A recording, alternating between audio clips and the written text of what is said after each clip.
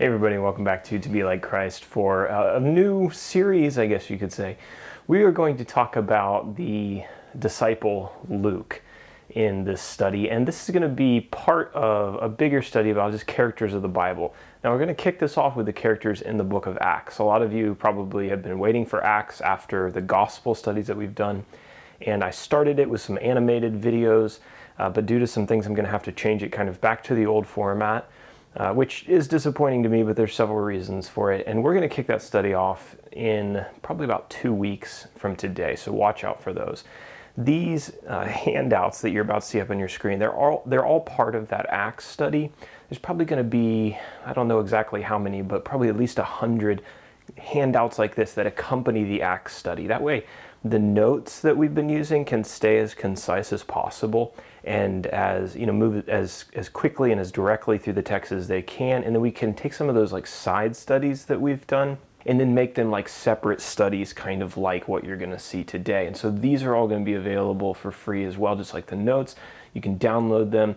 There's a link down in the description. Originally, I wasn't going to make these into videos, but why not? There's going to be people looking for this information on YouTube as well.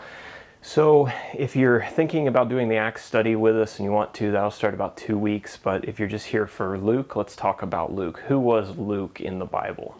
If you think about Luke in the big picture, kind of his profile, if you could sum him up in 2 sentences, you might sum him up as the missionary doctor. We'll talk about that in a second. But he was a friend of the Apostle Paul's, and he wrote 2 books in the New Testament, the books that we call the Gospel of Luke and the Acts of the Apostles.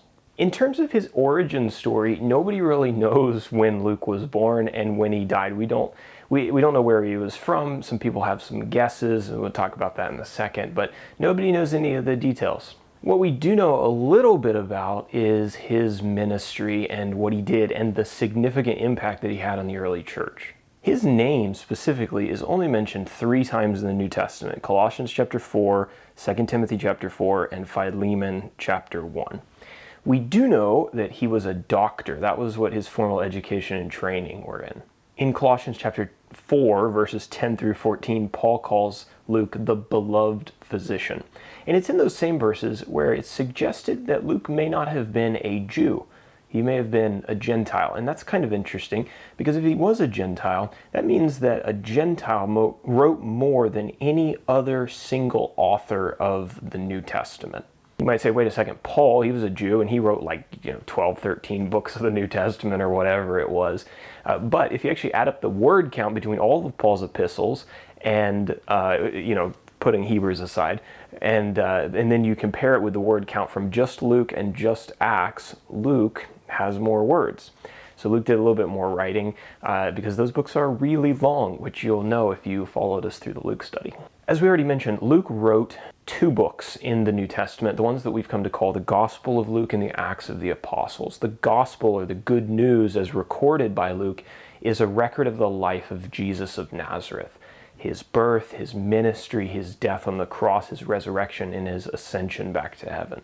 The Acts of the Apostles records how God worked through the early church to spread the message of salvation throughout the world in the 1st century AD. And both the Gospel of Luke and the Acts of the Apostles were addressed by Luke to a man by the name of Theophilus. Luke was a traveling companion of Paul's on his missionary journeys, and it seems like from Acts chapter 16, he may have joined Paul when Paul was in Troas, and then he continued on with him from there into Macedonia.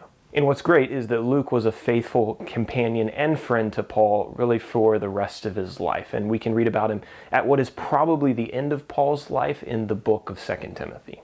One thing that's really interesting about Luke's writing, especially his gospel, is that he really emphasizes Jesus' miraculous healings of sick people and resurrecting people from the dead.